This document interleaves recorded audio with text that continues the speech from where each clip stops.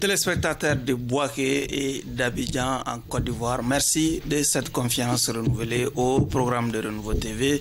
Bienvenue dans votre émission Regard croisé. La bataille des Tessites en passant par la problématique de la vie chère au Mali jusqu'au difficile accouchement constaté dans la mise en place de l'autorité indépendante chargée d'organiser les élections EJ. Autant de thématiques qui vont occuper nos regards ce soir. Pour les aborder, nos invités, ils sont 4. Le premier, M. Ibrahima Tamega, porte-parole du cadre des partis politiques pour une transition reçue. Il est également membre de l'ARP. M. Tamega, merci d'être avec nous ce soir. Merci beaucoup. Merci pour l'invitation et bonsoir à toutes les téléspectatrices et téléspectateurs qui nous suivent. Bonsoir à vous également. Notre deuxième invité, M. Cheikhna Keita, il est le président des nouveaux mouvements politiques qu'on appelle Génération et Peuple Solidaire Keireye. C'est ça bien? Bien sûr. D'accord. On va en parler tout de suite. Troisième invité, M. Alaï Koïta, président du mouvement En Avant. Monsieur Koïta, merci d'être avec nous. Merci, M. Sidibé. Bonsoir à tous les débatteurs et tous les téléspectateurs et auditeurs de la radio Renouveau. Bonsoir à vous également. Merci. Quatrième invité, M. Cheikh-Oumar Soumano, un habitué de ce plateau. Il est président de l'organisation des jeunes patrons du Mali, non moins coordinateur des baromètres. Monsieur Soumano, merci d'être là. Bonsoir Barou, merci pour l'invitation. Bonsoir aux téléspectateurs. C'est toujours un plaisir d'être sur ce plateau et parler des thèmes qui concernent le développement du Mali. Le baromètre s'apprête à livrer une édition spéciale.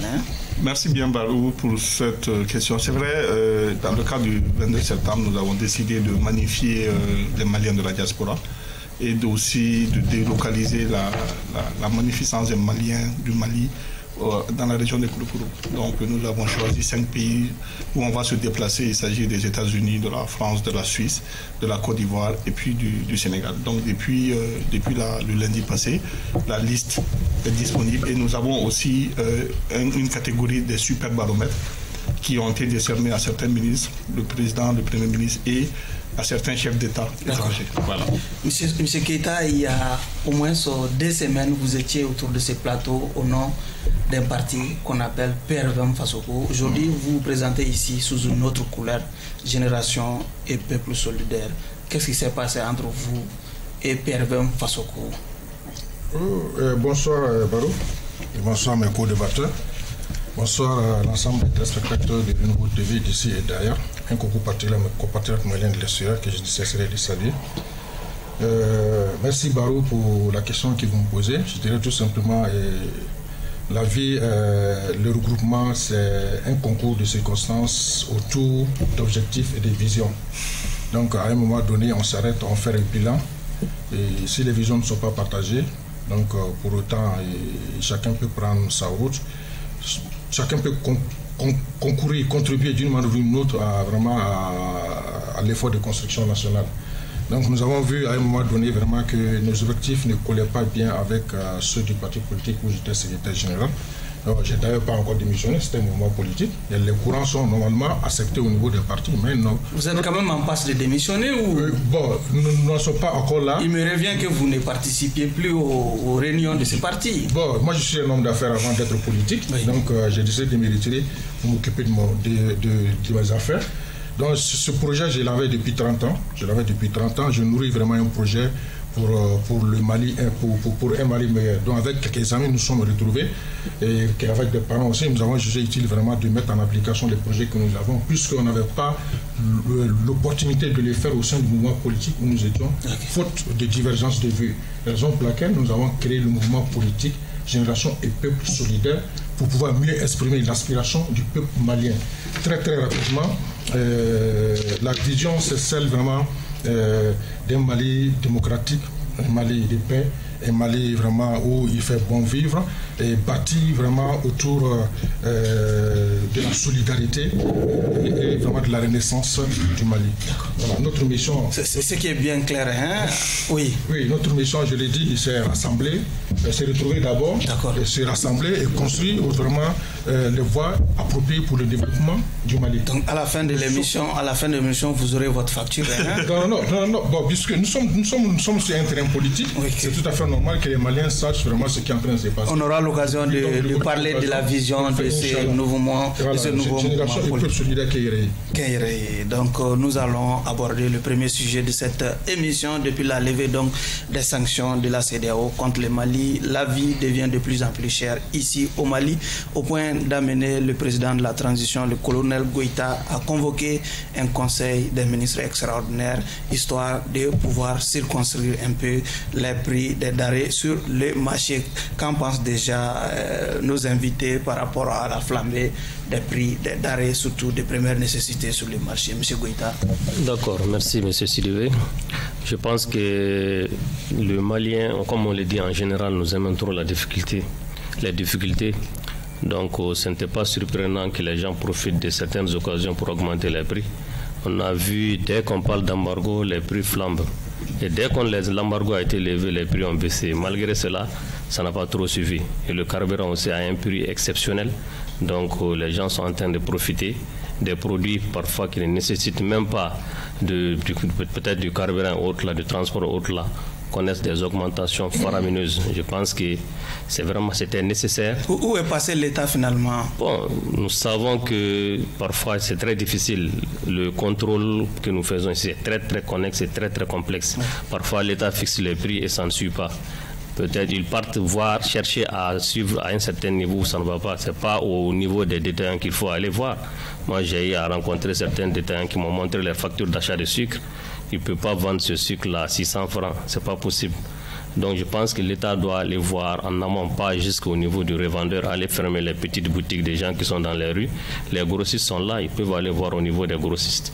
Je pense que ça circule même sur les réseaux où on voit un magasin rempli de sucre, qu'ils ont filmé. Donc je pense qu'il y a certains qui vont profiter de ces occasions-là pour devenir peut-être des millionnaires ou des multimillionnaires. Même si nous n'avons aucune, en tout cas, certitude par rapport à la véracité de la vidéo. Oui. Ce qui est sûr, là, il n'y a pas de fumée sans feu. Donc je pense qu'il y a certains qui profitent de ces occasions-là pour augmenter les prix. Ces prix ne vont jamais baisser. Le transport aussi est en train de connaître la même flambée de prix. Donc on a vu un peu partout, les prix sont en train de doubler. Même si le carburant va retourner à un prix normal, ces transporteurs-là ne vont pas diminuer les prix. D'accord. Ce qui est vraiment dommage. Je pense que l'État doit sévir et aller à des sanctions très très sévères au niveau de certains grossistes. D'accord. Voilà. Mais M. Tamega, déjà, certains pensent que l'État a été finalement floué par certains importateurs bénéficiaires des subventions de l'État par rapport à l'importation de certains intrants. C'est une pensée d'abord, merci pour la question, une pensée d'abord pour toutes ces familles, pour nos concitoyens qui souffrent des conséquences de cette cherté de la vie, de l'augmentation souvent insensée de certains prix, à cause d'une certaine mafia d'opérateurs économiques qui profitent de situations difficiles comme que nous vivons aujourd'hui pour à la fois retenir des marchandises. Oui, vous allez aussi approcher un peu le micro. Ah oui. Voilà. Pour à la fois retenir les marchandises, les cacher, c'est le terme, et profiter des moments ensuite pour les vendre à des prix très très élevés. Donc c'est une situation bien entendu qui doit nous préoccuper, pas seulement les autorités, mais l'ensemble des concitoyens. Une prise de conscience s'impose au niveau des opérateurs économiques. J'ai vu ces derniers temps que l'État avait justement pris ses responsabilités face à des grossistes, vous l'avez dit. Ce n'est pas pour autant qu'il faut s'attaquer à des détaillants. Dans cette affaire, il s'agit plutôt de faire face aux grossistes. C'est eux qui bénéficient ces subventions aujourd'hui de l'État. Ce n'est pas les petits détaillants. On ne peut pas bénéficier des subventions de l'État pour maintenir les prix à un niveau raisonnable. Et qu'au-delà, malgré tout, on constate qu'il y a toujours cette cherté de la vie. Donc je fais partie de ceux-là, bien entendu, qui pensent que les autorités doivent mettre l'accent sur le contrôle. Mais Oumar Barou, ça interroge aussi, il ne faut pas qu'on voit les opérateurs économiques seulement, les autorités, ça nous interroge à d'autres niveaux. Quels sont les produits aujourd'hui qui connaissent des augmentations de prix? C'est des produits alimentaires, si on enlève l'essence, c'est majoritairement des produits alimentaires. qu'est-ce que notre nation a fait pour produire assez ici, pour éviter qu'on soit amené tout le temps à importer dans notre pays ces produits qui viennent d'ailleurs. Le riz, pourquoi on est obligé de l'acheter à l'extérieur? Le sucre, pourquoi on est obligé tout le temps de l'acheter à l'extérieur? Tous ces produits alimentaires, on peut les cultiver ici. On a des terres irrigables, on a des terres fertiles. C'est l'occasion pour nous de préparer l'avenir. Sinon, on va continuer à faire face à de telles situations dans les années à venir, pas seulement cette année. Monsieur Soumano, dans le communiqué du Conseil des ministres extraordinaire, le gouvernement a pointé du doigt l'indélicatesse de certains importateurs bénéficiaires de la subvention de l'État. Oui, merci Barou. C'est vrai, moi je pense que déjà, permettez-moi de féliciter le gouvernement pour les actes que le gouvernement pouvait prendre. Déjà, la mise à disposition de la population d'un numéro vert où on peut appeler pour dénoncer des pertes de certaines brebis galeuses. Et également le fait de la réorientation de près de, je pense, 200 milliards d'exonération qui auraient été accordées justement à des exportateurs qui n'ont pas fait franc, qui n'ont pas joué franc jeu. Et aussi, je pense que ce qui est important, vous savez, il faut que les gens aient à l'esprit que la pratique de prix relève de la libre pratique de prix. C'est un principe de liberté de prix, ça c'est clair. Et donc, l'État peut jusqu'à un certain niveau imposer le prix plancher, le prix plafond. Mais souvent, quand il est question des produits maraîchers, vous allez voir aujourd'hui, et regardez, il y a un produit qui est cher en période classique et qui n'a pas connu comment on appelle ça, d'augmentation, c'est les raisins. Le kilo du raisin, il est de 4 000 francs. Depuis avant l'embargo, il est toujours de 4 000 francs après l'embargo. Et pourtant, le raisin n'est pas... Oui, M. Soumano, pour les cas concrets qui concernent beaucoup de consommateurs, c'est le sucre, par exemple. Je prends le cas du sucre. Oui. Lui, M. Tamega a parlé de quelque chose. Il dit, par exemple, on a Soukala qui produit du sucre. Mais malheureusement, le sucre de Soukala n'est pas consommé au Mali. Et nous, notre économie, et notamment notre finance publique, est portée sur les recettes que les douanes doivent générer. Et donc, quand on a un service qui est censé protéger l'économie, mais à qui aussi on assigne des objectifs de recettes, il est évident qu'on puisse véritablement promouvoir la promotion, comment on appelle, la consommation locale. Donc, voilà un peu le souci. Donc, je pense que l'État, à un certain niveau, il faudrait à un moment, moi j'avais même suggéré sur ce même plateau qu'il faille aller vers une subvention. Et l'État a fait de la subvention. Donc peut-être que la subvention n'a pas été bien gérée à un autre niveau. Donc ce qu'il faudrait faire, et les rencontres sont en cours, mais à un moment donné, je pense que c'est une question de responsabilité et une question de conscientisation. Parce que ceux-là qui sont derrière justement certaines brebis galeuses qui sont à l'origine de la flambée des prix doivent être recherchés et punis de façon très sévère. Donc je pense que ça peut être un élément dissuasif. Monsieur Keita, le gouvernement floué par des importateurs. Merci M. Barou. Gouverner, c'est prévoir. Je pense qu'on ne va pas accuser les commerçants. C'est les hommes d'affaires et ils ne voient que leurs profits. Même s'ils sont à 200-300%, le gouvernement doit être le régulateur de tout. Oui. Nous avons un problème structurel et organisationnel dans ce pays-là. C'est pas cette période de transition-là seulement. On va le dire, on va le répéter. Ce pays, il y a trop de cafouillage dans le Mali depuis que nous sommes rentrés dans cette ère démocratique-là. Sinon, c'est pas normal. Il y a certains secteurs qui relèvent de la souveraineté de l'État. Ces secteurs-là doivent être garantis par l'État. Ces secteurs doivent être protégés. Nous avons parlé du carburant. Et la libéralisation du carburant, c'est ce qui a envoyé tous ces problèmes-là au Mali aujourd'hui.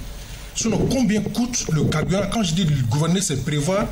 Tous les hommes d'affaires, tous les spécialistes savaient que avec le problème ukrainien, le carburant allait monter. Le prix allait augmenter. Mais si le secteur du carburant relevait vraiment du ressort de l'État, comme les pays de la sous-région ont fait, on pouvait faire du stockage. Au Burkina, le prix n'a pas monté, le prix du carburant n'a pas monté comme au Mali. En Côte d'Ivoire, c'est la même chose. Donc, il y a certains secteurs vraiment qu'il faut qu'ils reviennent. On prend même le secteur de l'engrais, parce que tout est lié. Le secteur de l'engrais aujourd'hui, c'est la même chose. Chaque année, on ne fait que des propagandes à la télé, mais les cultivateurs ne reçoivent pas d'engrais, parce que c'est laissé entre les mains d'un petit groupe. Il faut que l'État reprenne certains secteurs. Maintenant, concernant le sucre, le commerçant, est-ce que il n'est pas, pour moi en tout cas, le commerçant il peut pas perdre la raison en augmentant le prix. Le prix du sucre a complètement doublé. Ou soit 1,5 augmenté d'1,5 point. Donc ça veut dire que si le commerçant, si le prix du sucre n'a pas augmenté sur le marché international, comment est-ce que le prix peut s'élever aussi, peut se retrouver aussi élevé sur le plan local? Ça veut dire que quelque part il y a quelque chose qui ne tourne pas rond, que le gouvernement dise la vérité aux gens. Si c'est les taxes concernant le sucre qui a augmenté, forcément les commerçants ils vont augmenter. Maintenant il devait prévoir tout ce problème-là, parce que nous sommes sortis au moment de l'embargo, les prix n'ont pas augmenté. C'est pas après l'embargo que les prix vont flamber comme ça. L'État doit prendre ses responsabilités en reprenant en main certains secteurs clés, certains secteurs vitaux vraiment, pour que le Malien puisse vivre tranquillement. Tant qu'on ne mange pas à sa faim, tant qu'ils ne sont pas tranquilles, on ne peut rien envisager de sérieux. Donc vraiment, j'en appelle vraiment à la vigilance du gouvernement, qu'ils disent la vérité aux gens. Il ne faut pas qu'ils mettent les Maliens et les commerçants dos à dos, mais qu'ils s'assument, qu'ils prennent ses responsabilités pour garantir certains secteurs, pour faciliter la vie aux Maliens. Ok, face à ces flambées, on a l'impression que le gouvernement est dans la dénonciation au même titre que les citoyens lambda. Finalement, on peut se demander à quand la fin de ce calvaire. Bon, moi je pense que ce ne serait pas quand même juste de dire cela, puisque le gouvernement quand même a tenu... Le communiqué, oui, dénonce cette pratique. Oui, ça c'est obligatoire. Quand ils font un communiqué, ils sont obligés de le faire. Faire un conseil des ministres spécialement, uniquement pour ça, je pense que c'est quelque chose déjà. Donc la dénonciation c'est obligatoire, puisqu'ils ne vont pas directement aller à des poursuites. Ils vont dire que bon voilà, malgré que nous avons pris certaines décisions, certains continuent à faire certains trucs. Donc maintenant, après cela, peut-être ils peuvent aller à l'interpellation, puisque vraiment il faut aller vers cela. Il faut que les fautifs soient interpellés, ceux qui ont bénéficié de subventions, qu'ils soient interpellés et qu'on puisse savoir où se situe réellement le problème. Puisque je pense, comme Temeglan l'a dit, ce n'est pas aux petits détaillants qu'on doit aller attaquer. C'est lui, le dernier revendeur, là, lui, n'a rien à faire, parce que lui, il augmente peut-être 25 francs, 50 francs. Maintenant, ceux qui vendent des centaines et des centaines de sacs par jour, c'est à ceux-là, ceux qui ont bénéficié des subventions. Moi, je pense que le gouvernement était dans son rôle d'en parler, et je pense que c'est qu'ils ont fait... Et a même produit des prix plafonds qui ne sont pas jusque-là respectés par sur le marché. Oui, ces prix plafonds ne peuvent pas être respectés par les petits détaillants. Comme je vous l'ai dit lors de ma première intervention, j'ai eu à avoir une facture d'achat. Le prix auquel il a acheté, c'est supérieur au prix que le gouvernement même a fixé. Ça, c'est pas possible. Tu ne peux pas aller acheter quelque chose, vendre au-dessus du prix auquel tu as acheté. Le gouvernement ignorait-il ces détails avant de proposer des prix? Non, mais le gouvernement se base sur quoi? La subvention qu'il a donnée aux commerçants grossistes. Par rapport à cette subvention, ils te font un prix plafond. Ils vont te dire, quelle que soit l'augmentation que les grossistes vont faire, ils ne doivent pas dépasser tel prix. Ils discutent entre eux. Ils se disent, bon voilà, il faut vendre à tel prix. Quand vous allez vendre à tel prix, donc le détaillant final peut vendre peut-être à 625. Ils tombent d'accord sur ça.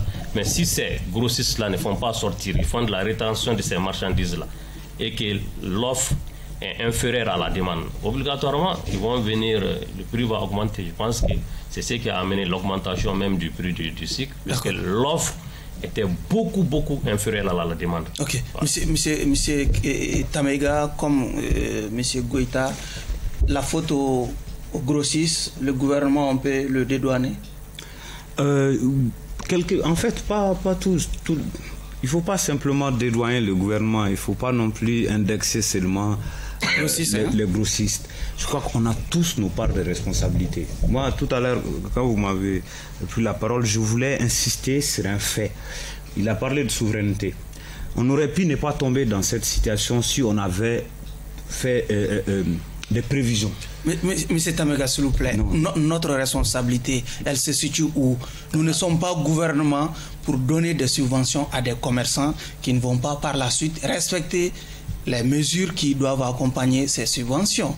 Je suis d'accord. Quelle est notre responsabilité? Dans l'entame de mon intervention, j'ai bien entendu dénoncer le fait que les autorités, c'est pas normal que les autorités accordent autant de subventions, autant de milliards de contribuables à des opérateurs économiques qui ne respectent pas leur engagement. C'est aussi des engagements qu'ils ont pris face aux autorités. Nous n'étions pas peut-être à ces rencontres-là. C'est à eux de prendre leurs responsabilités face à ces personnes qui n'ont pas tenu leur engagement, c'est-à-dire ces opérateurs économiques qui n'ont pas respecté leur engagement. Mais j'insiste là-dessus, M. Oumar, pour dire qu'on aurait pu ne pas tomber dans cette situation si l'État, depuis bien entendu cette transition, je ne mets pas la faute sur cette transition, on n'a rien fait pour ne pas connaître ça. On importe tout pour manger, pour se vêtir. Mais la moindre des choses, c'est qu'on mange. On a autant de terres cultivables. Qu'est-ce qu'on a fait des décennies précédentes pour ne pas connaître ce genre de situation? Si on ne fait pas attention finalement, la famine auquel nous créons, nous allons la connaître. En dehors de ces augmentations de prix. Moi, mon inquiétude, c'est là. On n'a rien fait pour que le Malien puisse acheter le riz, le mil, le sucre à bas coût. Pourtant, vous l'avez dit, on a Soukala, on encourage même nos producteurs de sucre à exporter notre sucre sous prétexte qu'il faut avoir de l'argent au niveau de la douane alors que les gens manquent de sucre ici. C'est pas normal. On n'a pas exporté notre riz de qualité vers l'extérieur pendant qu'au même moment on va acheter d'autres riz importés dans notre pays beaucoup plus cher. C'est pas normal. Il faut mettre tout ça dans cette problématique-là aujourd'hui. Donc n'accusons pas seulement, ne mettons pas la chose sur la subvention, sur les grossistes. Il y a un travail à faire, c'est des travail sur la souveraineté alimentaire. Il n'y a pas que la souveraineté territoriale ou monétaire, il y a aussi la souveraineté alimentaire. Si on ne fait pas attention, on a vu dans certains pays, quand les gens ont faim, il y a des risques dangereux. On a vu ce que ça a coûté à certains régimes ailleurs. Ok. Monsieur Soumano, en lisant le communiqué du Conseil des ministres extraordinaire avec beaucoup de lucidité, on a l'impression que le gouvernement est en train de mettre en avant un peu la théorie du complot dans la gestion de ce dossier. Bon, comme si des commerçants étaient dans une sorte de velléité de déstabilisation. D'accord, mais la lecture que moi j'ai, c'est que déjà la flambée des prix, c'est un phénomène mondial déjà. Ça, il faut noter, hein. C'est pas seulement spécifique au Mali. On a vu au Sénégal, les gens marchaient en Côte d'Ivoire à un moment donné, tout ça. Donc je vais juste citer... Ça ne concerne pas les mêmes produits, c'est pas je dis c'est un phénomène mondial. Mais ça ne concerne pas les mêmes produits. Oui, quel qu'en soit, mais la flambée, c'est pas que au Mali. Hein. De deux, j'ai dit, vous savez, nous, au-delà d'être on a annoncé tout à l'heure, au-delà d'être président des jeunes patrons, que moi je représente les jeunes entrepreneurs, je sais, je discute avec eux. Mais ailleurs, on a un instrument qui est le baromètre, on magnifie, on essaie de voir ce que les gens font. Moi, je vous dis que le ministère de l'Industrie et du Commerce, à travers la direction générale, a fait un travail remarquable. Et pourquoi? Parce que, vous savez, aujourd'hui au Mali, quelqu'un qui va dire que le vol n'est pas condamné au Mali, les gens qui sont souvent victimes de vol où il y a l'impunité ont tendance à dire oui, le vol n'est pas condamné parce qu'ils estiment que en fait, le fait que les gens continuent à voler et qu'on ne les prend pas, on a comme l'impression qu'il n'y a pas de législation pour ça. Alors qu'il y a la législation du vol partout. Donc ce que l'État peut faire, c'est que l'État a mis en place des dispositifs, je dirais, comment on appelle, les garde-fous. Mais malheureusement, dans les garde-fous, pour le respect du garde-fou, c'est une question qui relève de la personne, de la responsabilité de la personne. Aujourd'hui, moi je m'engage, je mets des documents et je donne à l'État, je donne la garantie à l'État que si j'ai des subventions, je vais respecter le deal. Le deal, c'est quoi? Le prix plancher, le prix plafond. Et malheureusement, ceux qui pratiquent les prix et qu'on voit visiblement, c'est les détaillants. Et vous savez que le secteur du commerce au Mali, c'est un secteur assez informel. Donc l'informel aujourd'hui, je suis désolé, l'État n'a aucune maîtrise là-dessus. Donc comme on a dit, ces importateurs, c'est eux qui devraient véritablement jouer franc. Je ne dis pas qu'ils sont tous fautifs, hein, mais ceux aujourd'hui qui sont en train de faire d'autres utilisations des subventions qu'ils leur ont faites, c'est ça qui nous amène dans ça.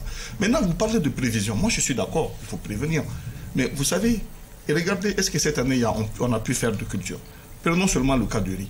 Mais dans la zone de Kolongo, vous avez vu ce que les scoléristes ont fait? Les messieurs ont bien fait leur culture, mais on est venu, on les a chassés, on a brûlé. Donc ça veut dire qu'aujourd'hui, même si l'État a la volonté de faire des subventions en donnant des engrais, etc., mais le fait que les djihadistes sont dans une autre logique qui est de détruire ce qui a été fait, mais où est-ce qu'on peut mettre la responsabilité? Maintenant, ce qui est important, de mon point de vue, moi, la solution que j'allais proposer tout de suite, vous savez, il y a eu, par le passé, il y avait une société qui appartient à l'État qu'on appelait la Somiex, où le prix le kilo du sucre à Bamako était le même à Kidal. Donc, le Mali a connu cette période-là. Et je pense que l'État doit, de mon point de vue, pour ce cas précis, pour les premiers de diamants, mettre en place des structures de commerce appartenant et exiger que le prix soit le même sur toute l'étendue du territoire. Ça, c'est bien possible. Et si on le fait, on aura fait une grande réforme. Ça, c'est à long terme, hein? Non, quel qu'en soit, mais il faut réfléchir à ça. Parce qu'au moins, tu maîtrises la spéculation. Et c'est ce qui a été la beauté de Somiex. Ça, c'est le période qu'on a connu. Donc, si on a pu le faire par le passé, qu'est-ce qui nous empêche de le faire maintenant? Ce qui était avant la mise en place de la Somiex déjà, qu'est-ce qu'on peut faire concrètement pour abréger la souffrance des Maliens? Monsieur Barou, moi, ce que je dirais, quand je dis gouverner, c'est prévoir. On a un problème de visionnaire dans ce pays-là. Un problème d'idées, de porteur d'idées. Il faut le dire. Moi, à la place du ministre du Commerce, j'allais démissionner. Carrément. Qui a fait le projet d'exonération? C'est entre le ministère du Commerce et le ministère des Finances. C'est sur la base des calculs des besoins en produits alimentaires que l'exonération est donnée. Maintenant, l'exonération que l'État fait, les centaines de milliards que l'État donne en exonération, c'est pour couvrir les besoins nationaux. Mais si quelque part, cet argent-là est sorti et que le travail n'a pas été fait, mais que le ministre explique. Raison pour laquelle j'ai dit qu'ils disent la vérité aux Maliens. Le gouvernement a pris ses responsabilités. Vous voyez le secteur aujourd'hui militaire. Les choses sont très claires. On avait dit qu'on n'avait pas de moyens. Les dispositions ont été prises. Aujourd'hui, l'armée est en train d'être dotée. Tous les secteurs doivent être confiés à des responsables qui ont des projets. Vous avez été nommé ministre du Commerce pour atténuer les souffrances des Maliens en tout ce qui concerne le domaine commercial. Maintenant, l'État a fait sa part de sacrifice. S'il y a plusieurs ministères là, c'est pour que chacun puisse s'occuper d'un domaine précis. Si l'État, le gouvernement de transition, à travers le ministère du Commerce, a fait des sacrifices aux opérateurs économiques, c'est qu'il y a quelque chose qui ne tourne pas. Il y a quelqu'un est fautif, soit le ministère du Commerce, soit les opérateurs, soit les importateurs. Parce que la quantité que le ministère du Commerce a autorisée pour être subventionnée, normalement c'est cette quantité-là qui était censée prendre en compte les besoins des Maliens au prix plafond qui ont été indiqués par le Conseil des ministres. Pourquoi cela n'a pas été fait? Il y a quelque chose qui ne tourne pas rond. Donc que le ministère du Commerce s'explique pourquoi l'argent du contribuable malien est sorti et ça n'a servi à rien. Okay. Moi, je ne veux pas accuser les importateurs. Je l'ai dit, c'est des businessmen. Eux, ils profitent toujours de toutes les occasions. L'État en tant que régulateur, l'État qui doit veiller à la bonne application de toutes les décisions qu'il prend à travers les différents services qui sont concernés. Okay. Donc, ce qui doit être fait aujourd'hui, il faut d'abord passer par la sanction. C'est clair et net. C'est clair et net. Parce que théorie contre la transition, pas théorie contre la transition, c'est qu'il y a une faute quelque part. Il faut que cette faute-là soit sanctionnée maintenant et appliquer maintenant les dispositions que l'État a prises pour que les prix puissent baisser. En attendant les explications du ministre en charge du commerce, la semaine a été aussi marquée par l'acquisition en grande pompe de certains matériels militaires en provenance du pays de Vladimir Poutine. Monsieur Goïta. Bon, je pense que là, on continue que de saluer le gouvernement pour l'acquisition de ces hélicoptères et le fait qu'ils sont en train vraiment de fournir à notre armée les moyens nécessaires pour qu'ils puissent nous défendre. Mais moi, je pense que réellement, sincèrement, je pense qu'on a besoin quand même d'outils aériens, mais c'est qu'il nous faut beaucoup plus. Je pense qu'on a vu encore une vidéo qui circule sur les réseaux où certains militaires montrent un camp où ils sont dans une situation vraiment très très déplorable. Je pense qu'on doit mettre l'accent beaucoup plus sur les ressources humaines aussi. Il faut vraiment du matériel, mais les ressources humaines sont très très très importantes. Généralement, nous sommes un peu circonspects face à ces vidéos qui circulent sur les réseaux sociaux. Il y a eu aussi une note par rapport à une sanction pour les gens qui ont fait ces vidéos-là. Donc je pense qu'on ne peut pas dire qu'on est circonspect par rapport à ça. C'est une réalité qui est là, il faut l'accepter. On dit que c'est la grande miette. Donc ils ont parfois, les réseaux sociaux les a donné parfois l'occasion de pouvoir s'exprimer, même si c'est des sanctions. C'est logique, c'est normal qu'on les sanctionne, mais je pense que c'est un appel aussi à ceux qui nous gouvernent pour qu'ils sachent que même s'ils sont la grande miette, il faut parfois quand même qu'ils soient mis dans les conditions. On ne peut pas comprendre que les gens qui doivent défendre un lieu puissent être dans ces conditions-là. C'est inadmissible. Je pense que c'est vrai, il faut les doter en armée, mais il faut qu'ils soient dans des conditions humaine pour qu'ils puissent nous défendre. Certains ont reproché au gouvernement l'ambiance dans laquelle ces nouveaux matériels ont été acquis. Bon, là, je pense que je ne vais pas trop m'atteler par rapport à ça. On est dans cette optique maintenant. Chaque fois qu'il y a quelque chose, les demandes sont appelées, la presse, tout, pour faire une grande pompe. Vous encouragez une telle démarche? Comme je l'ai dit, pour moi, ce n'est pas ce qu'il nous faut réellement même. Il nous faut autre chose. Il nous faut des camps bien équipés, où les gens sont dans de bonnes conditions pour pouvoir, ils dorment bien, ils se réveillent bien. Quand ils sont réveillés, il faut qu'ils puissent bien se garder eux-mêmes et qu'ils nous protègent aussi. Pas des hélicoptères amenés faire la grande pompe. Ceux qui ont fait ces vidéos-là aussi, ces vidéos-là, ils peuvent aller au niveau de ces camps-là, voir dans quelles conditions nos militaires sont, même si ils ne vont pas aller mettre ça sur les réseaux sociaux. Il y a des journalistes d'enquête qui sont là.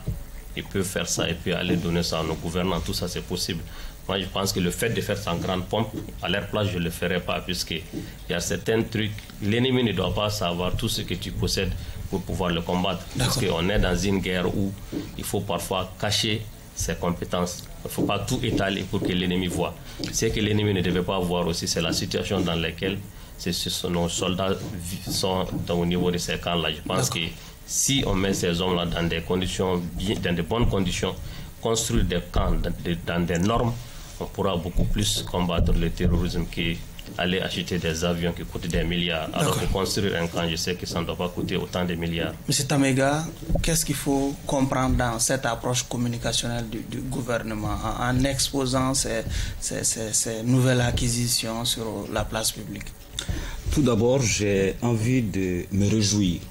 Vous savez, on vit une situation sécuritaire sans précédent depuis 2012. À chaque fois qu'on voit nos autorités, que ce soit les autorités antérieures ou celles de maintenant, fournir des efforts pour notre grande miette, pour notre armée, à travers l'achat, la formation, l'équipement, l'achat de matériel, la formation et donc l'équipement de nos casernes militaires, c'est une bonne chose à saluer. Donc moi je salue bien entendu les autorités de la transition actuelle pour cette démarche de continuité comme les prédécesseurs avaient commencé. D'ailleurs l'exemple, l'ancien président Ibrahim Boubacar Keïta avait fait beaucoup à ce niveau à travers des achats d'équipements. Donc je les salue. Je salue aussi les autorités de la transition par rapport justement à la question de communication. Il y a eu une petite nouveauté cette fois-ci. Ils ont refusé par exemple l'accès à des vidéomans, l'accès de l'aéroport, ou en tout cas la piste d'atterrissage à des vidéomans, certains qui se prennent pour des journalistes alors qu'ils n'ont aucune expertise en matière de communication et d'investigation. Ces mêmes gens qui vont aller faire croire à nos concitoyens que le Mali vient d'acquérir le plus grand hélicoptère performant qu'on ne trouve même pas chez certaines grandes puissances militaires du monde. Donc vous voyez cette forme de propagande. Je pense que cette fois-ci, vous qui êtes les journalistes, cette fois-ci les autorités vous ont un peu aidé en empêchant à des gens qui peuvent aller interpréter, qui vont aller déformer ce qu'on a eu. C'est bien. Aussi, je suis d'accord avec mon co-débatteur. On dit l'armée c'est la grande miette. L'armée ne doit pas trop communiquer. L'armée ne doit pas céder sa communication à des vidéomans. Finalement, les réseaux sociaux détruisent le Mali à tous les niveaux. Au niveau de l'armée, au niveau de la société, ça nous dresse les uns contre les autres. Quand certains parlent de l'armée, ils croient qu'ils aiment l'armée plus que nous, ils aiment nos soldats mieux que nous, ils compatissent à leur douleur plus que nous. Il faut qu'on sorte de ça. Donc, je suis de ceux-là qui croient qu'il faut que l'armée ait une posture de discrétion.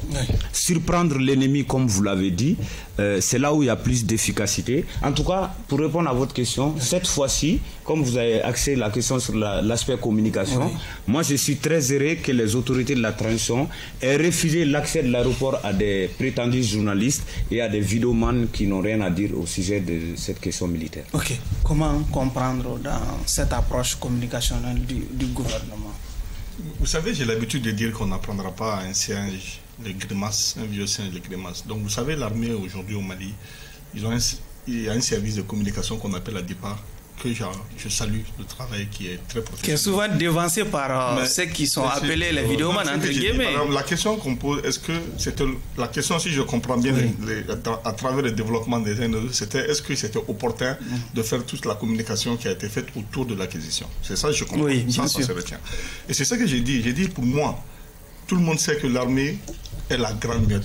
Nous, civils, nous le savons. Non, tout le monde ne le sait pas. Mais je suis désolé, moi je le sais. Toi, vous le savez. Moi je le sais, mais tout le monde ne le sait pas. M. Koita le sait. Tout le monde ne le sait. M. Koita le sait autour de la table. Donc la majorité. Allez-y, monsieur Soumano. Donc si je dis, tout le monde sait que l'armée est la grande miette. Si nous, civils, nous le savons, les militaires aussi le savent. Donc ils ont un service de communication qui est la DIRPA. De mon point de vue, moi je n'ai pas à redire par rapport à cela. Mais par contre, ce qui est important, parce qu'aujourd'hui, par contre, je ne suis pas pour la propagande. La propagande du genre où il ne faut pas dire des choses qui ne sont pas vraies. Par exemple, ce que vous avez indiqué, même si on expose les équipements qui ont été acquis, mais il ne faut pas que des gens mentent sur la performance réelle. C'est ça qui n'est pas... Moi, c'est ça que je défends. Sinon, de mon point de vue, je considère que la DIRPA étant conseillère du ministre de la Défense, donc s'il y a eu ça, de mon point de vue, peut-être qu'ils ont pensé que c'est la meilleure approche. Il n'y a pas lieu de débattre, d'épiloguer là-dessus? Non, moi je ne vois pas où on parle des mensonges ici. Nous sommes dans une guerre aujourd'hui de communication et de propagande. Si ton ennemi te bat en matière de propagande, là mentalement, tu es fini. Hein? Et moi, je suis très très heureux de la manière dont la chose. Le problème, est-ce que des nouveaux équipements militaires n'ont pas été achetés? C'est la question. Tout le monde l'a vu. C'est là. Ça démontre la capacité aujourd'hui de l'armée malienne. Cette propagande-là, ça se fait partout. Quand les Russes ont fait le Sputnik, les missiles antimissiles là, ils l'ont mis partout. Les États-Unis, tout le monde les fait. La France, le défilé militaire là, c'est fait pourquoi? C'est pour montrer la puissance. Aujourd'hui, moi je ne m'attaque pas aux vidéomans. Si au moins c'est la DIRPA qui avait dit des informations qui n'étaient pas vraies, on peut parler. Mais les vidéos... On a vu quand même que la DIRPA a eu à déplorer un peu la façon de faire de ces vidéomans. Mais ça, c'est un phénomène mondial. Les réseaux sociaux aujourd'hui, personne, on ne peut rien contre ça. Le professionnalisme avec lequel la DIRPA agit, moi, c'est ça qui m'intéresse. Maintenant, à la place aujourd'hui de la DIRPA, moi, je serais fier de dire, c'est pas du mensonge, de dire que l'hélicoptère qu'on a eu aujourd'hui peut, en 2 minutes, peut atteindre les États-Unis. Ça démontre aussi de la capacité, l'effort qui est en train d'être fait. Maintenant, quand on arrive, tout de suite, il y a quelqu'un qui a dit que les camps devaient être comme ça. Mais la loi de programmation militaire devait prendre tout ça en compte. Ce n'est pas en 1 an, 2 ans de transition qu'on va régler tous ces problèmes. La première des choses d'abord que les militaires doivent avoir, c'est l'équipement. C'est vrai. Et les camps, c'est important. Mais progressivement, je pense que dans le cadre de la programmation, les choses vont rentrer dans l'ordre. Mais aujourd'hui, sur les mêmes raisons, nous sommes en train de dire que le Mali est la 3e puissance militaire de la CEDEAO. Ça fait honneur, ça fait fierté. Et on ne peut pas empêcher vraiment ceux qui se disent patriotes ou qui ne sont pas patriotes, on ne peut pas empêcher quelqu'un d'exprimer ses sentiments. Maintenant, si c'est les services étatiques ou les services de l'armée qui mettent des informations qui ne sont pas réelles, on peut s'en passer. Une minute, je dirais aussi que l'armée est la grande muette, c'est vrai. Mais exhiber c'est matériel de guerre. Ce n'est pas ce n'est pas dévoiler des secrets. Nous avons des MiG aujourd'hui, nous avons des Mi-24, nous avons des Sukhoi. Ça démontre notre capacité opérationnelle à défendre le territoire national. Donc cela n'a rien de grave et c'est une très bonne propagande qui doit être maintenue et soutenue. Dans l'ambiance de l'acquisition de ces nouveaux matériels, en tout cas d'équipements militaires, les FAMA ont livré une bataille contre les terroristes dans la zone de Tessit, combat qui a engendré la mort de 42 soldats maliens. La thèse officielle affirme que les terroristes n'étaient pas seuls ce jour-là. M. Koita. D'accord. Bon, avant de commencer, nous prions pour le repos éternel de leur âme.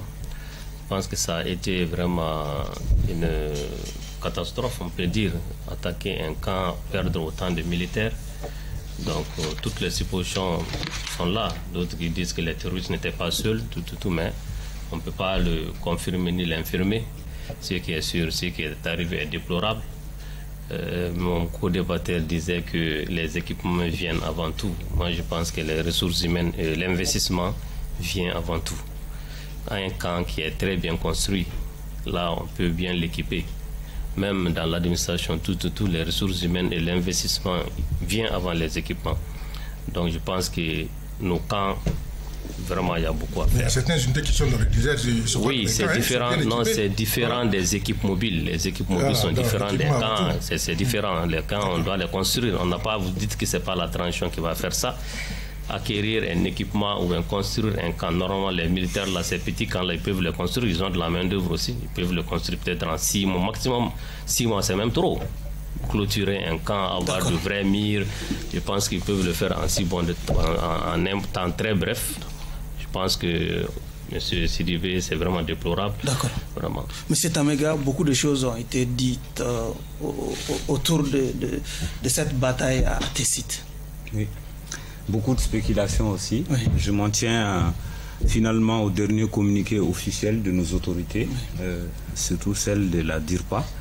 Et je suis aussi, comme mon co-débatteur, avant tout m'incliner la mémoire de nos soldats tombés à Tessit, avant Tessit aussi, et exprimer notre solidarité envers leurs familles, encourager nos forces de l'ordre à doubler d'efforts pour la sécurisation la protection de nos concitoyens, leurs biens et la défense de la patrie. Et moi, ce que je peux dire sur Tessit, je ne suis pas un expert militaire, ce que je peux dire sur Tessit, c'est cela. Donc je compléterai juste la réponse à cette question sur Tessit, pour dire à mon aîné, avec tout le respect que je vous dois, vous savez, quand on est sur une chaîne de télévision, ce sont des millions, des centaines de milliers de gens qui nous regardent. Ce qu'on dit ici, c'est très important de faire extrêmement attention.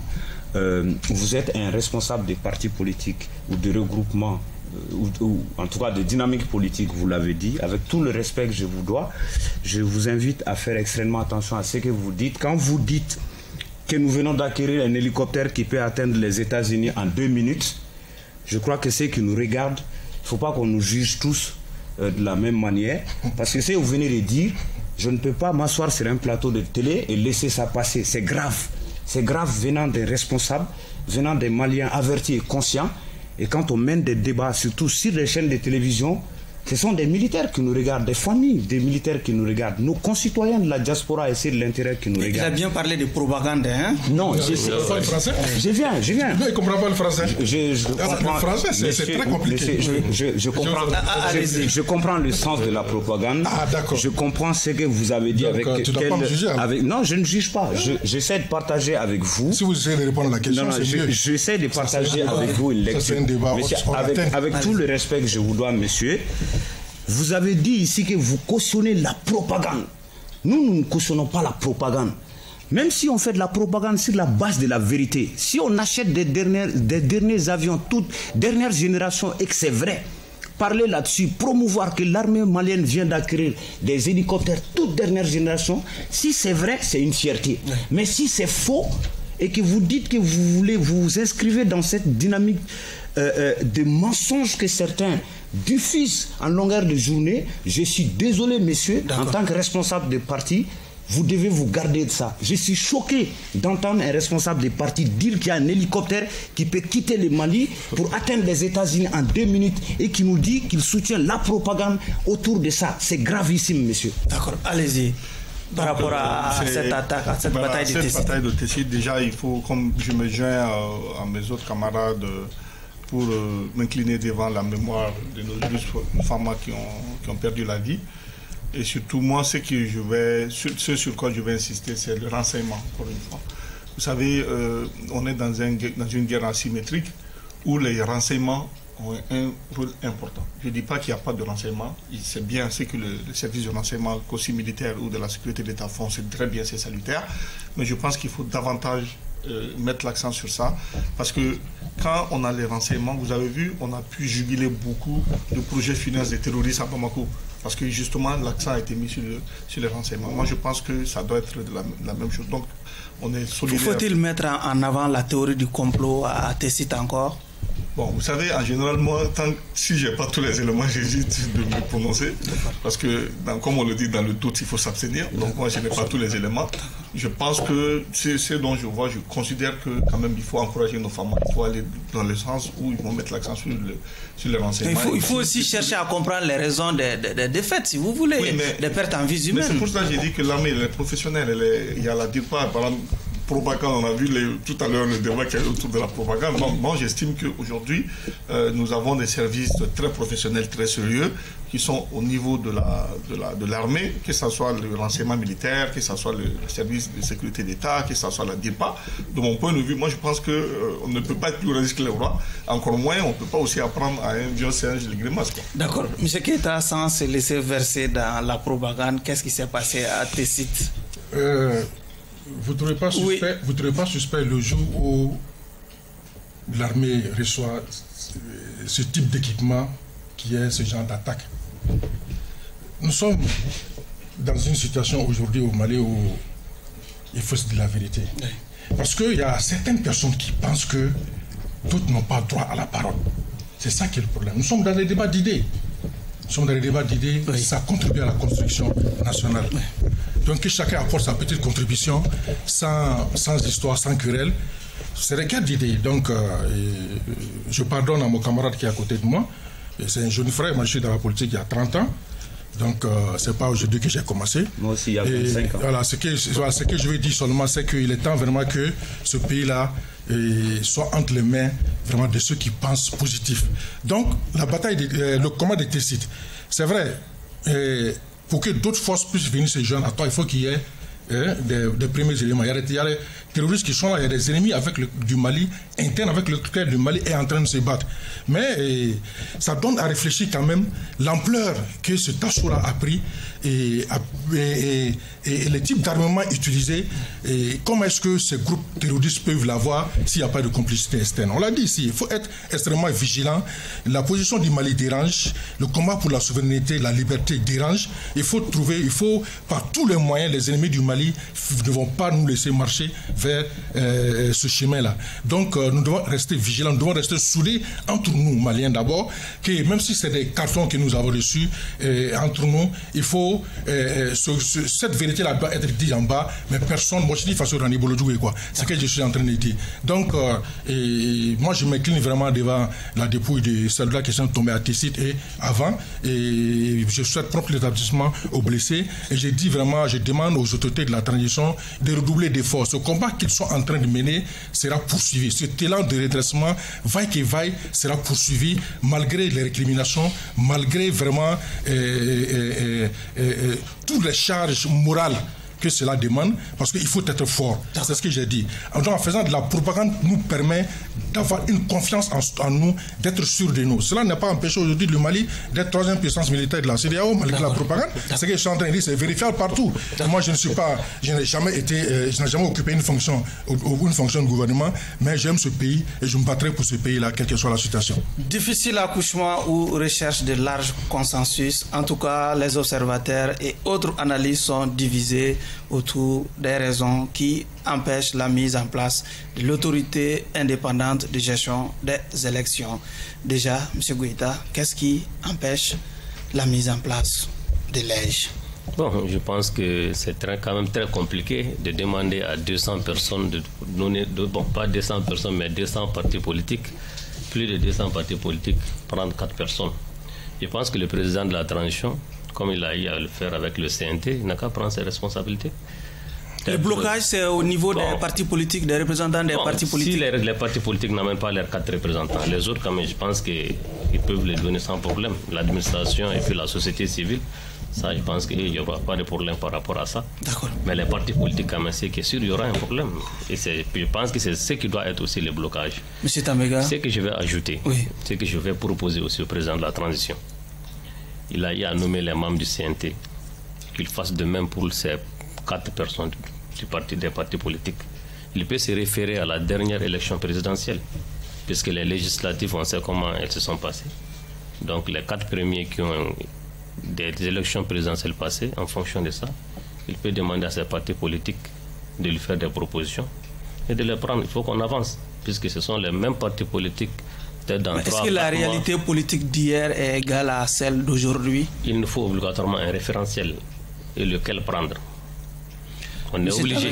Voilà. Le processus de la mise en place de l'EJ a apparemment du plomb dans l'aile. Absolument. Vous me permettez, au nom de notre regroupement, le cadre des partis de remercier, de féliciter encore la démarche du ministre, cette démarche de rencontre, le cadre de concertation qui a été initié entre le ministère et les acteurs politiques, les formations politiques. Donc, autour justement aussi de la désignation des membres de l'EJ. Le ministre a écouté, il y a eu 141 propositions, c'est complexe, c'est tout ça autour du choix de 4 personnes, 141 propositions, oui. Autour de 5 options de désignation des membres. Une première... Venant des partis politiques, hein? Oui, venant des partis politiques. D'accord. Venant suite à la rencontre entre le ministère oui. et les partis politiques, et les regroupements des partis politiques. Donc la première option, c'est le mode de désignation par élection. Il y a 4 propositions qui ont été faites dans ce sens. Par tirage au sort, il y a 5 propositions seulement. Par désignation par sélection après candidature, que les partis aient amené leur candidature, 56 propositions ont été faites à ce niveau. Désignation en fonction du poids des partis ou des regroupements politiques, 16. Poids des partis, pardon. Maintenant, désignation à partir du poids des regroupements politiques, 60. Finalement, le ministre, à notre grande surprise, malgré toutes ces propositions faites de façon démocratique, le ministre est sorti pour dire qu'ils vont opter sur le tirage au sort. On va tirer au sort des gens qui doivent s'occuper de l'organisation d'élections. Est-ce qu'on veut vraiment éviter les crises post-électorales? Comment quelqu'un tiré au sort pour organiser des élections va accorder de l'importance à un vote démocratique? Quelle importance il va accorder? Donc nous invitons le ministre à aller encore vers plus d'inclusivité, à écouter ces propositions-là faites. Parce que vous ne pouvez pas réunir les gens. Ils font des propositions majoritaires aujourd'hui, vont vers choisir ces 4 membres, en tout cas pour le compte des partis, en fonction du poids des partis ou des regroupements politiques. La majorité, c'est ceux qui ont opté pour le poids des regroupements, en fonction des regroupements politiques. Où c'est surtout le blocage finalement alors? Le blocage, c'est que le ministre est sorti pour dire qu'ils vont finalement choisir ces 4 personnes par tirage au sort. Nous trouvons cela injuste. La loi électorale même l'interdit. Notre démocratie, en tout cas, tous les éléments de documents administratifs et juridiques que nous possédons aujourd'hui interdisent cela. Donc, choisir ces 4 par tirage au sort, on a l'impression qu'on ne se soucie pas des crises post-électorales qu'on veut éviter. Parce qu'une élection apaisée, les résultats acceptés de tous, c'est aussi quand on arrive à mettre les gens d'accord autour de leurs désaccords concernant le choix des membres de l'EJ. Monsieur Soumano, difficile accouchement de l'EJ finalement? Oui, bien sûr, parce que finalement, j'ai comme l'impression que la solution commence à être le problème. Parce qu'on a voulu quitter un problème, mais la solution qu'on a proposée devient un problème. Ça, c'est mon sentiment. Je peux me tromper, mais c'est le sentiment que j'ai. Mais moi, par contre, je ne suis pas contre l'idée d'aller vers le tirage au sort. Parce que je viens de dire, moi, je ne suis pas politicien. Hein, j'ai suivi de loin qu'il y avait un blocage, mais je viens d'avoir les détails. Mais moi, par contre, aujourd'hui, le tirage au sort ne veut pas forcément aller dans le sens de ce que vous pensez. C'est pas parce que les gens qui vont tirer au sort ne seront pas techniquement bons ou ne connaîtront rien de la réalité. C'est vous qui allez donner les noms. Et c'est parmi ces noms qu'on va faire un tirage au sort. On veut qu'il y ait des femmes, on veut qu'il y ait des gens compétents. Si on tire au sort, comment on peut savoir qu'ils sont compétents? Moi, j'ai dit des gens compétents, dans tous les cas, ça ne sera pas tiré au sort ex nihilo. Hein. Il y aura un consensus sur la base des personnes qui sont tirées au sort. Par exemple, si on demande à votre regroupement, c'est vous qui voyez entre vous, parmi les femmes, etc., qui répondent aux critères, vous proposez ces noms-là. Et ainsi de suite. Donc pour moi, il ne faut pas jeter le bébé avec l'eau du bain. Parce que si on ne trouve pas de solution aujourd'hui, ça soit un blocage et ça n'aura rien servi de s'être battu pour avoir cet instrument-là. Donc moi je pense que vous devrez véritablement vous attendre, parce que nous en tout cas nous on n'est pas politiciens, mais j'exhorte ensemble des politiciens de s'entendre pour qu'au moins on sorte de ce problème. L'honneur revient au président de Génération et Peuple Solidaire de prononcer les derniers mots de cette émission. Moi je dirais que le ministre même a été clément. C'est ce que j'ai dit au départ. Ma proposition était de dissoudre la Constitution, dissoudre tous les partis politiques. Tous les problèmes auxquels le Mali se trouve aujourd'hui, c'est après ces 30 dernières années-là. Ils ont eu toutes les solutions, toutes les crises à répétition, toutes les crises post-électorales. C'est ces mêmes partis politiques-là qui ont organisé, nous sommes tombés dedans. On ne peut pas faire d'omelette sans casser les œufs. C'est vraiment que pour être dirigeant, il faut être fort. D'accord. Donc, moi, et sincèrement, puisque ça, c'est une solution, mon camarade vient de le dire, c'est les partis politiques qui étaient censés apporter des noms, c'est les mêmes partis politiques qui vont envoyer. Donc, chacun a... Il n'y a pas de petits partis, c'est ça le problème de ces partis. Vous venez d'avoir les récépissés d'un mouvement politique. Hein? Oui, oui, bien sûr, un mouvement politique, mais moi, je ne pose pas ce que moi je propose, c'est que vraiment que les autorités de la transition prennent toutes les dispositions nécessaires pour que le maximum de Maliens puissent être écoutés, pour qu'on ait des élections propres au sortir de cette transition et qu'on choisisse des dirigeants crédibles, soucieux du Mali, qui aiment le Mali. C'est sur ce radicalisme tranché et sans état d'âme du président de Génération et Peuple Solidaire qui prend fin ce numéro de votre émission Regard Croisé, qui recevait évidemment comme invité M. Cheikhna Keita, président des Générations et Peuple Solidaire Kenyereye, Alaï Koïta, président du mouvement En Avant, Cheikh Oumar Soumano, président de l'organisation des jeunes patrons du Mali, et M. Ibrahima Tameiga, porte-parole du cadre d'échange des partis et regroupements pour une transition RSU, et également membre de l'ARP. Avant de nous séparer, nous faisons un clin d'œil à tout le personnel et l'administration de l'hôpital Luxembourg, mère et enfant de la Fondation pour l'enfance. Au revoir.